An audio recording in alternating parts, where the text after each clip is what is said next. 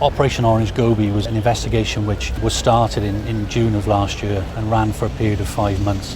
The starting point for that investigation was concerns raised in the community in the Rhondda, passed through to their local police officers, and then led to us being tasked to look at an organised crime group that were flooding cocaine within that Rhondda community. In November last year, a pre-planned arrest phase was put together. Simultaneous search warrants were executed at 17 addresses across the Rhondda. And during the course of those warrants, there were a number of arrests made.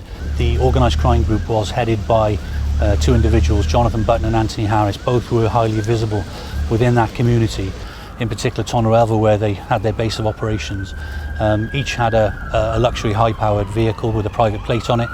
It's that flamboyance that has incensed the community and prompted them to provide the information which they did over a period of time, leading to the successful prosecution of the whole group, dismantling them, present them to the court, resulting in them pleading guilty and the sentence that they've had here today.